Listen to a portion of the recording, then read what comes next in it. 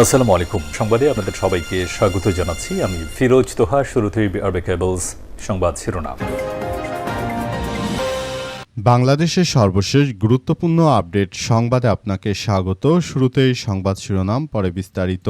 প্রথমেই জানাবো আমাদের হাতে থাকা সর্বশেষ গুরুত্বপূর্ণ সবথেকে তাজা আপডেট সংবাদ। চাঞ্চল্যকর হত্যাকাণ্ড, 25 লক্ষ টাকা মুক্তিপণের পরও বিএনপি নেতা জামাল ফিরেছিলেন কঙ্কাল হয়ে। চকবাজারের ব্যবসা প্রতিষ্ঠান থেকে বাসার দিকে রওনা দিয়েছিলেন চট্টগ্রাম দক্ষিণ জেলা বিএনপির সহসভাপতি জামাল উদ্দিন। তবে তিনি আর বাসায় ফেরত আসতে পারেননি। 25 লক্ষ টাকা মুক্তিপণের পরও ওই বিএনপি নেতা জামাল ফিরেছিলেন কঙ্কাল হয়ে। কিভাবে এই বিএনপি নেতা কঙ্কাল হয়ে ফিরলেন, এ বিষয়ে খুবই গুরুত্বপূর্ণ একটি সংবাদ জানাবো বন্ধুরা। ভিডিওটি না টেনে দেখতে থাকুন।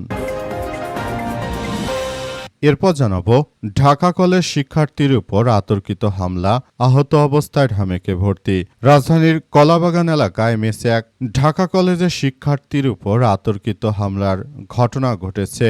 এই ঘটনায় তিনি ঢাকা মেডিকেল কলেজ হাসপাতালে ভর্তি হয়েছেন। কী কারণে এমন সমস্যা ঘটল, এ বিষয়ে গুরুত্বপূর্ণ তথ্য জানাবো, সঙ্গেই থাকুন।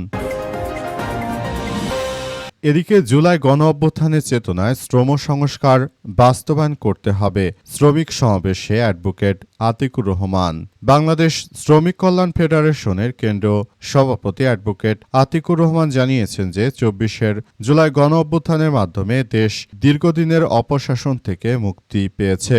এই আন্দোলনে বিভিন্ন শ্রেণী পেশার মানুষের পাশাপাশি নির্মাণ শ্রমিকদেরও গুরুত্বপূর্ণ ভূমিকা ছিল এবং বহু শ্রমিক প্রাণ হারিয়েছে। তিনি বলেন, জুলাই গণ অভ্যুত্থানের চেতনায় অন্তর্বর্তীকালীন সরকারের সময় গঠিত শ্রম সংস্কার কমিশনের সুপারিশ ও জুলাই সনদের প্রতিশ্রুতি দ্রুত বাস্তবায়ন করতে হবে। এবারে জানাবো আন্দোলনরত শিক্ষার্থীদের পাশে দাঁড়ালেন নোরা ফাতেহি ও পঙ্কজ ত্রিপাঠী। জাতীয় মেডিকেল ভর্তি পরীক্ষা এনআইইটি বা নিট প্রশ্নপত্র ফাঁসের অভিযোগকে কেন্দ্র করে রাজপথে আন্দোলনরত শিক্ষার্থীদের প্রতি সংহতি প্রকাশ করেছেন বলিউড অভিনেত্রী নোরা ফাতেহি এবং বিশিষ্ট অভিনেতা পঙ্কজ ত্রিপাঠী। এবং সর্বশেষ জানাবো নাইজেরিয়ায় বিমান দুর্ঘটনায় সব যাত্রী নিহত।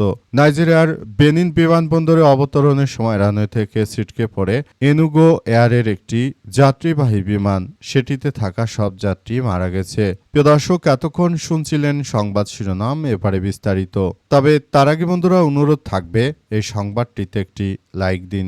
এই চ্যানেলে আপনি নতুন হয়ে থাকলে আমাদের সংবাদটি দেখতে দেখতে চ্যানেলটি সাবস্ক্রাইব করে রাখুন। কমেন্ট করে বন্ধুরা আপনার মূল্যবান মতামত জানিয়ে দিন আপনি বিশ্বের কোন দেশ থেকে বা বাংলাদেশের কোন স্থান থেকে আমাদের সংবাদটি দেখছেন এবং শুনছেন। আর বন্ধুরা, সংবাদটি আপনার সোশ্যাল মিডিয়া ফেসবুকে শেয়ার করে বন্ধুদেরও দেখার সুযোগ করে দিন। গাজা যুদ্ধে আপনি যদি নিরীহ ফিলিস্তিনিদের ভালোবেসে থাকেন বন্ধুরা, কমেন্টে ইয়েস লিখে পুরো বিশ্ববাসীকে আমাদের এই তাজা আপডেটটি দেখার সুযোগ করে দিন। এবারে বিস্তারিত। চাঞ্চল্যকর হত্যাকাণ্ড, 25 লক্ষ টাকা মুক্তিপণের পরও বিএনপি নেতা জামাল ফিরেছিলেন কঙ্কাল হয়ে। চকবাজারে ব্যবসা প্রতিষ্ঠান থেকে বাসার দিকে রওনা দিয়েছিলেন চট্টগ্রামের দক্ষিণ জেলা বিএনপি তৎকালীন সহসভাপতি জামাল উদ্দিন। তবে 2003 সালে 24 জুলাই রাতে আর বাসায় ফেরা হয়নি। হঠাৎ করে উধাও হয়ে যান তিনি। এর 2 বছর পর তার কঙ্কাল পাওয়া যায়। তবে প্রায় 2 যুগ পার হলেও এখনই এই হত্যাকাণ্ডের বিচার হয়নি। জানা গেছে যে জামাল উদ্দিন নিখোঁজ হওয়ার পর প্রথমে পুলিশ বিষয়টিকে সাজানো নাটক বলে মামলা নিতে গড়িমসি করে, অথচ একই সময় প্রশাসনের পরামর্শে জামালের পরিবার অপহরণকারীদের সঙ্গে দর কষাকষি চালায়। অপহরণকারীরা প্রথমে 50 লক্ষ টাকা মুক্তিপণ দাবি করে শেষ পর্যন্ত 25 লক্ষ টাকায় সেটি দফা হয়। তবে দীর্ঘ এতদিন হয়ে গেল এ বিষয়ে এখনও তিনি ফেরত আসেননি। মামলাটি সহজে গণি 2007 সালে রাজসাক্ষী নিয়ে আপত্তি তুলে আসামি মারুফ নিজাম উচ্চ আদালত থেকে স্থগিতাদেশ নেন, যা থেকে 2011 সাল পর্যন্ত। এরপর আসামি লিভ টু আপিল করলে সে আবেদন খারিজ করে চট্টগ্রাম আদালতে এসে পৌঁছাতে সময় লাগে 2016 সাল পর্যন্ত। এমনিভাবে সবকিছু আসলে পর্যায়ক্রমে করতে করতে তারপর সবকিছু এগিয়ে যাচ্ছিল এবং পুরো বিষয়গুলো আসলে সবাই কোন দিকে যাচ্ছিল সেটি দেখভাল করার মধ্য দিয়ে আসলে আবারও এগিয়ে যাচ্ছে। ঢাকা কলেজ শিক্ষার্থীদের উপর আতর্কিত হামলা, আহত অবস্থায় ঢামেকে ভর্তি। রাজশাহীর লালবাগ এলাকায় মেসে এক শিক্ষার্থীর উপর আতর্কিত হামলার ঘটনা ঘটেছে। পাশের কক্ষের এক নেশাগ্রস্ত ব্যক্তি তালা দিয়ে আঘাত করে তাকে গুরুতর আহত করেছে বলে অভিযোগ পাওয়া গেছে। পরে রক্তাক্ত অবস্থায় উদ্ধার করে তাকে ঢাকা মেডিকেল কলেজ হাসপাতালে ভর্তি করা হয়। আহত শিক্ষার্থীর নাম তাহের হোসেন নয়ন। তিনি ঢাকা কলেজের বাংলা বিভাগের অনার্স দ্বিতীয় বর্ষের 2023-24 শিক্ষার্থী। তার গ্রামের বাড়ি বরগুনা জেলায়। তার বাবার নাম আব্দুল দুলাল মিয়া, মায়ের নাম তানিয়া বেগম।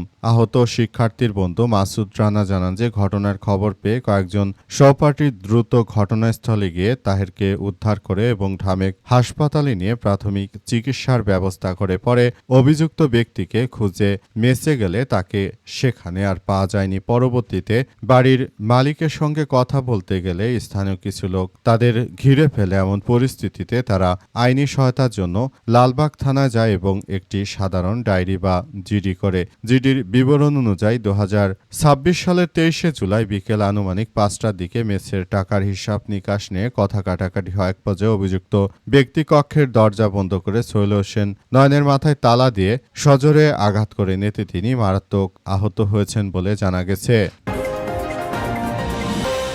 জুলাই গণঅভ্যুত্থানের চেতনায় শ্রম সংস্কার বাস্তবায়ন করতে হবে। শ্রমিক সমাবেশে অ্যাডভোকেট আতিকুর রহমান। বাংলাদেশ শ্রমিক কল্যাণ ফেডারেশনের কেন্দ্রীয় সভাপতি অ্যাডভোকেট আতিকুর রহমান জানিয়েছেন যে জুলাই গণঅভ্যুত্থানের মাধ্যমে দেশ দীর্ঘদিনের অপশাসন থেকে মুক্ত হয়েছে। ওই আন্দোলনে বিভিন্ন শ্রেণী পেশার মানুষের পাশাপাশি নির্মাণ শ্রমিকদের গুরুত্বপূর্ণ ভূমিকা ছিল এবং বহু শ্রমিক প্রাণ হারিয়েছে। তিনি আরও জানান, জুলাই গণঅভ্যুত্থানের চেতনায় অন্তর্বর্তীকালীন সরকারের সময় গঠিত শ্রম সংস্কার কমিশনের সুপারিশ ও জুলাই সনদের প্রতিশ্রুতি দ্রুত বাস্তবায়ন করতে হবে। বৃহস্পতিবার জাতীয় প্রেস ক্লাবে শ্রমিক সমাবেশে প্রধান অতিথির বক্তব্যে তিনি এসব কথা বলেন। জুলাই গণ অভ্যুত্থানের দ্বিতীয় বার্ষিকী উপলক্ষে শ্রমিক জননেতা আত্মত্যাগ স্মরণ গণ অভ্যুত্থান রায়ের আলোকে জুলাই সনদ বাস্তবায়ন ও নির্মাণ শ্রমিকদের অধিকার প্রতিষ্ঠায় শ্রম সংস্কার কমিশন সুপারিশ বাস্তবায়নের দাবিতে বাংলাদেশ প্রগতিশীল নির্মাণ শ্রমিক ফেডারেশন এই সমাবেশের আয়োজন করে। এ সময় নির্মাণ খাতে দুর্ঘটনায় নিহত শ্রমিকদের জন্য ক্ষতিপূরণ, সামাজিক নিরাপত্তা, চিকিৎসা ও শিক্ষা সুবিধা নিশ্চিত করার পাশাপাশি সরকারি উদ্যোগে প্রশিক্ষণের ব্যবস্থা এবং নির্মাণ শ্রমিক বোর্ড গঠনের দাবি জানান আতিকুর রহমান। একই সঙ্গে বৈষম্য দূর করে শ্রমিক বান্ধব নীতি গ্রহণের আহ্বান জানিয়ে তিনি বলেন যে শ্রমিকদের আন্দোলনের মুখে ঠেলে না দিলে দেশ গঠনে তাদের অংশগ্রহণের সুযোগ সৃষ্টি করতে হবে। বিশেষ অতিথির বক্তব্যে শ্রমিক কল্যাণ ফেডারেশন কেন্দ্রীয় সভাপতি মুজিবুর রহমান ভূঁইয়া জানিয়েছেন যে শ্রম সংস্কার কমিশনের সুপারিশ বাস্তবায়ন, নির্মাণ শ্রমিকদের জন্য রেশনিং ব্যবস্থা, চিকিৎসা এবং সামাজিক মর্যাদা নিশ্চিত করা জরুরি। তিনি চাঁদাবাজি ও দুর্নীতিমুক্ত বাংলাদেশ গঠনের আহ্বান জানান এবং আগামী জাতীয় বাজেটে শ্রমবান্ধব সবকিছু করার ব্যাপারে তিনি উদাত্ত আহ্বান জানিয়েছেন। তিনি জানান যে আমরা বিষয়গুলোকে খুবই গুরুত্ব সহকারে দেখভাল করছি।